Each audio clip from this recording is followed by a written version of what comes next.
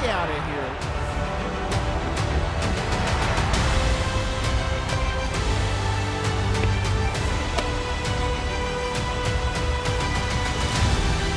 Pull-up elbow jumper, that's up and through. San Jose State women's soccer champions.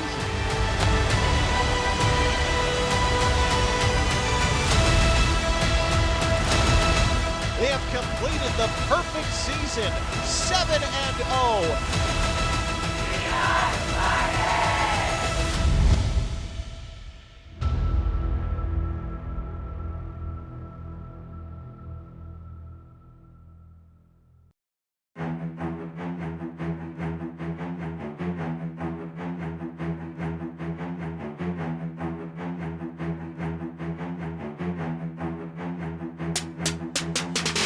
Eight months ago, the San Jose State women's golf team was wrapping up an outstanding fall season. While the Spartans had come up short, finishing second place in several tournaments, a newfound feeling of confidence and a wave of momentum had the team setting high goals for the spring season. As a team, we were definitely thinking about getting to nationals, winning conference, and making it to match play. As the spring season began, the Spartans were off to a hot start. They came in first place in the Lambkin Invitational ahead of 8 top 25 teams, including number 1 ranked Stanford. Star Natasha Andrea Un, having missed the previous season due to injury, was back and better than ever. Having fallen to over 600 in the world amateur rankings, she wasted no time climbing to the number 3 spot over the course of the season. How she was going to play was kind of unknown because she had gone all the way up to into the 600s in her world ranking because she hadn't competed for a year. And just the way she came back and the way she performed this year was really, really incredible and obviously a big part of why the team was so successful for sure. When everyone just started to compete and I had to sit back because of my injury, I definitely reached, I think, the lowest of my lows for sure. But this season just blew my expectations away and really goes to show how if you really want to get better and work towards a goal, there's always kind of a progression towards that goal for sure. The Spartans would go on to win 2 more tournaments during the season, but the ultimate goal had not yet been achieved. The team had high aspirations since the beginning and were primed to fight for the Mountain West Conference Championship. We focused on, dominating the day. We were trying to kind of stay away from feeling like we were dominating other teams, but really putting the pedal to the metal, essentially, so that instead of playing to where the field was, just doing the very, very best that we could do. And so it was all about our peak performance. So rather than trying to go out and beat other teams, we just thought about how can we be the best that we can be each day. And they were able to kind of stay focused on that task throughout the conference, and it was amazing to see them do so well.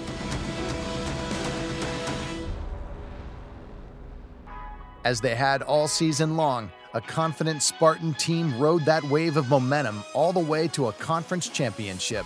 They were the only team to shoot below par at -4, 30 strokes ahead of second place in a record-setting finish, winning the first Mountain West women's golf title in school history. It was magical, really. It exceeded our expectations as far as all of the tournament wins that we had, our run, and having an opportunity to be in contention to win a national championship, just to see the way the team came together and just the way that they all lifted each other up. It was just really, really an amazing spring for us, for sure. I think the key was just remembering that no matter who we're playing, we still play the same way, and that self-belief that we brought to conference allowed us to get to that last round with a large margin of victory and jump in that pond, so it was really exciting. The dominating performance at the Mountain West Championships earned the Spartan women a trip to the NCAA Regionals, where they steamrolled through number 8 Virginia, number 18 Michigan, and number 20 Arkansas, winning the Ann Arbor Regional and punching their ticket to the national championships. While they ultimately fell to number 2 ranked Oregon, unsurprisingly, the Spartans fought until the end, being the only non-Power 5 team at nationals. Having bounced back from injury and proving herself as one of the best in NCAA women's golf, Natasha Andrea Un decided to take her talents to the next level and turn pro. It was a hard decision on my point because I felt like college was always what I've known and what I've always known and what I'm comfortable with, but going pro was just something entirely different. But just seeing how I've played and how I've just handled myself this year just really gave me the confidence to really just take it and go and chase my dreams. And, you know, being professional was just always the goal for me. With 4 starters returning and head coach Dana Dorman's 4-year extension in place, the Spartans look ready for another national championship run next season. Coach Dana is just this really bright person who is very, very organized and just doing the best for everybody, for her and for around her. And she's just always there. I don't know how to explain it, but she's just always there. She really, really knows she's always there. I'm super excited about where we're going. I mean, what we've proven, right, is by being the only non-Power 5 school at the national championships is that we can provide everything that our players need to contend for a national championship. And we have this amazing facility. We have a great staff behind us, whether it's, you know, an amazing university that we're super proud to represent. And we're super excited to go out there and mix it up for a national championship again in the next 4 years.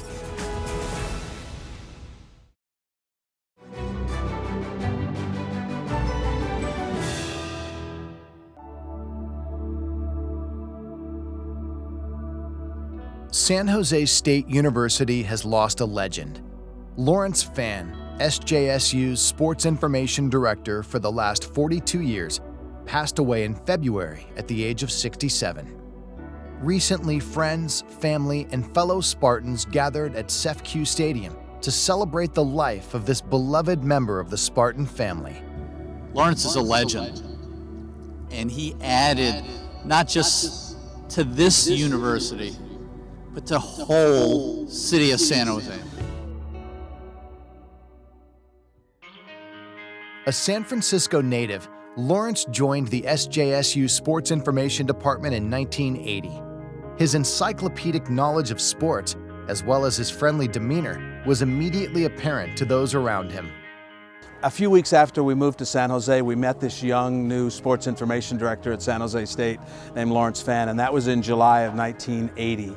And so Tina and I and our family have known Lawrence, knew Lawrence for 42 years. He was our longest standing, most loyal, lovable friend we've had in all the years we lived in San Jose. Lawrence worked tirelessly promoting San Jose State athletics. He was instrumental in hosting the Western Intercollegiate Golf Tournament, and when the NCAA men's basketball tournament was played in San Jose, Lawrence did everything possible to make sure it went off without a hitch. Oh man, I have so many stories. The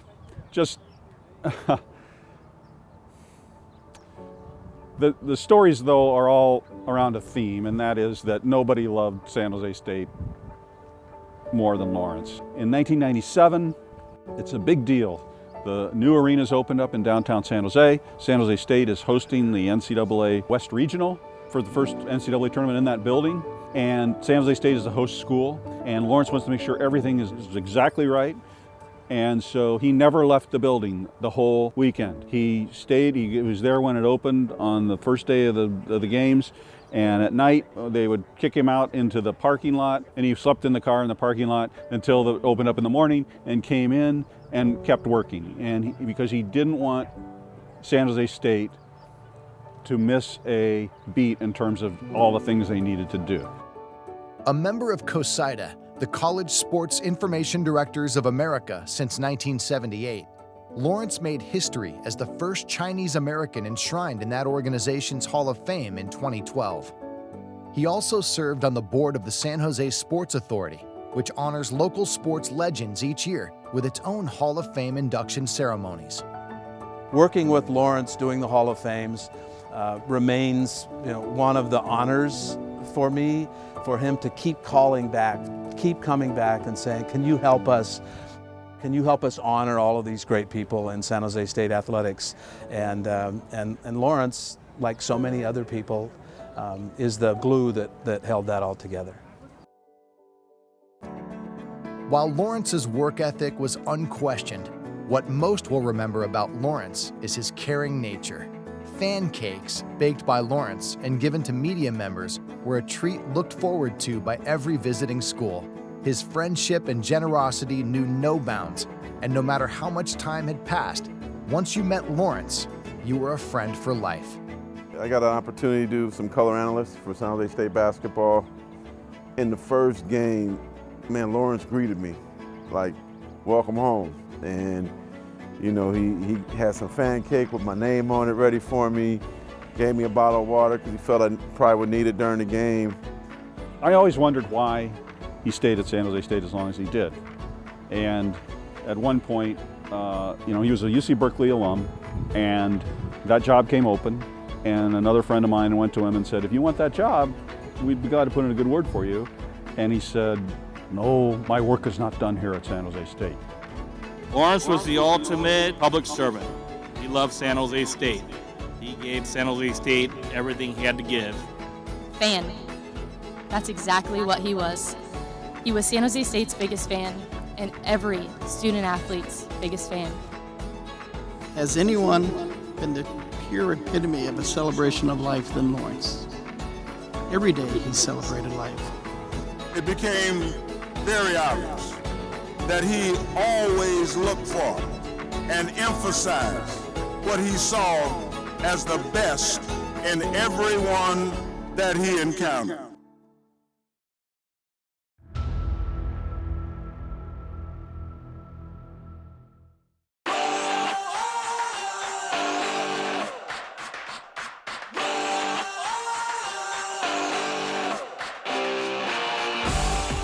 In all collegiate sports, programs look to build lasting success by stacking days, improving each day by building upon previous achievements in games and practice. And if there is one team at San Jose State that stands out as most improved, the Spartan Baseball team would take that honor. Gonna hit it right up the middle. Spartans win the game. After a 6-win 2021 season, the Spartans' 2022 campaign was an overwhelming success, with 30 wins and a trip to the Mountain West Championship game, a 5-fold win increase led by head coach Brad Sanfilippo. I think we, as a coaching staff, knew that we had a talented group that could compete in this conference. We had to address some things in recruiting in terms of, you know, our pitching staff to surround the Jonathan Clarks and the Darren Jansen and Corey Sanchez's with, you know, just a little bit more depth there. Ultimately, it's going to take good leadership. It's going to take a commitment to each other, put personal goals aside for the betterment of the team, and that's hard to do sometimes. I mean, we had that, which I think was a huge key in allowing us to have the year that we had. For both players and coaches, the turnaround wasn't a surprise. After the chaos and uncertainty of the last 2 years due to the global pandemic, the return to normalcy for the 2022 season allowed the team to come together and achieve greater success on the diamond. This year we spent a lot more time trying to build a team camaraderie, you know, listening to podcasts together and learning about people that are successful in other walks of life. And we tried to build like a family culture here. And so I think that bonding with the team really helped us out when we were in the thick of things during the season. Maybe at the beginning it was a little unexpected for 30 wins, but we just kind of had the focus change the culture of the whole program. And really kind of after the first game that we had where we took that opening night win, it was like, yeah, this isn't unexpected. We know what we're doing here. The Spartans' offense starts with leadoff man Rob Hamchuk. The redshirt sophomore led the team with a .378 batting average, and his 10 home runs were third on the squad, 5 of which were leadoff homers. Kind of the one thing that I tried to focus on this year was just to set the tone. Just finding any way on or even get a big hit to start the game that would set the tone for the rest of the offense and even the pitchers on the mound. His development over the past few years has been fun to watch. Sometimes when you see a skill set in guys, you know, they don't always realize the potential that you think that they have. They don't develop into the player that you think you have, and you know, Robbie's made himself into a draft prospect, really. Outfielder Jack Collette has continued his growth both at the plate and in the field. Jack's really the heartbeat of this team. We've been through a lot of these struggles together. He's an unbelievable defender. He really provides us a defense in the middle part of the field that is just outstanding. when we're winning games, you know, the personal stuff doesn't really matter. It's just all about the team, and if I can help in any way that I can, you know, that's great. But if I don't do anything that I wanted to do that day and we still win the game, then I'm still happy. Also making his mark was sophomore Charles McAdoo. The Antioch, California product hit .345 with 12 home runs and 63 runs batted in, earning second-team All-American honors, the first for the Spartan Baseball program in nearly 20 years. You know, he was a winner. He was a football player and a baseball player in a winning program at De La Salle. Just a quality kid, a quality athlete who's made himself into an All-American. The 2022 Spartans brand of baseball featured timely hitting along with grit and determination, which meant they were never out of a game, no matter the deficit.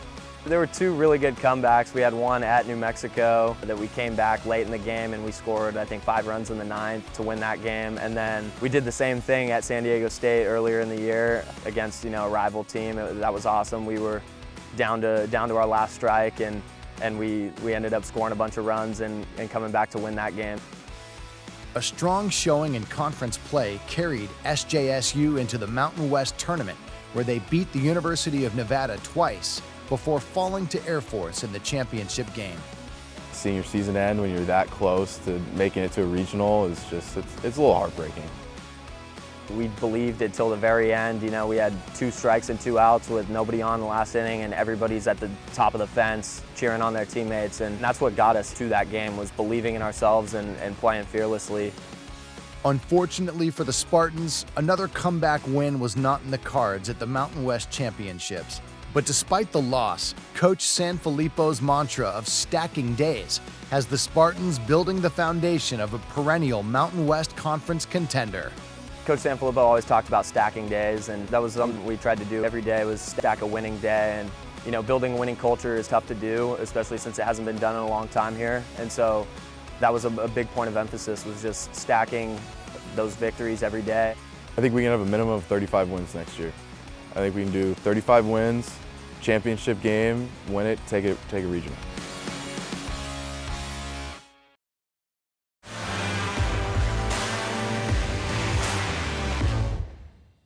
The 2-2 pitch to Edwards. She smokes one into left center field. Every great hitting coach will tell you, be ready for the curveball. San Jose State catcher Trenity Edwards has seen more than a few, both on and off the diamond. Growing up in Oklahoma, Trenity knew from an early age she was destined to make her mark on the ball field. I started playing softball whenever I was 3 years old. Started playing with an 18-year-old team whenever I was 11, turning 12. Led the team in home runs. I learned from a very young age that this sport could take me a really long way. After a standout high school career, Trenity chose the University of Missouri, but not long after the season began, she was thrown a curveball. I got pregnant in September. I played the entire season without anyone knowing. I didn't feel like anybody needed to know. It was, you know, a personal thing that I had to deal with, and I actually played all the way up until I was 8 months pregnant. Despite her accomplishments on the field, Trenity knew the importance of bonding with her child, so she decided to step away from softball. After that season ended, I just decided that I wanted to actually spend some time with my son and really make that bond with my son from a young age. For any athlete, the competitive spirit within them means it's hard to stay away from the game. After 2 years on the sideline, a call came from her former coach, San Jose State assistant James Davenport. And honestly didn't plan on coming back. And I was getting calls from San Jose State, Coach Jimmy and Coach Letty. They were calling me and just saying, hey, like, I know it's been a couple years, but we want you to come play. And I decided to just go ahead and give it one more shot. When I met her in the fall, we were going over to the softball field, and I got in the car and she just told me, like, just straight up, she was just like, I haven't played in 2 years. I don't know how this is gonna go. Soon after her arrival on the SJSU campus, another curveball came her way. In November of 2021, my dad, he got sick with COVID. He went into the hospital and he was there for 3 days before he ended up passing away, December 15th of 2021.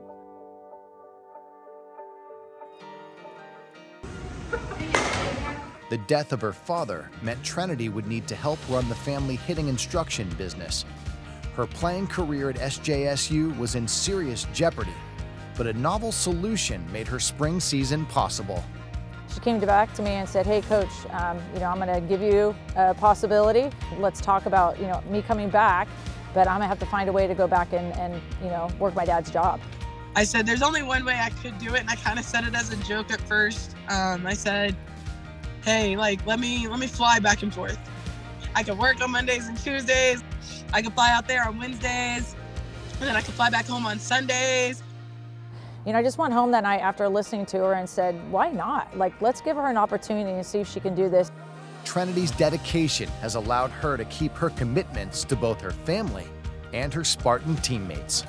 She just continues to be, showing athletes that you can do more. I think sometimes as student athletes we're busy, right? We've got studies, we got running back and forth from between weights and all that. And it's well, the regular student athlete life is quadrupled for Trenity. She sees the game in a different way. She's, has really high IQ, and that's just for anything. She's definitely a business person. She's definitely well adapted into real life because she had a life before she came back to softball.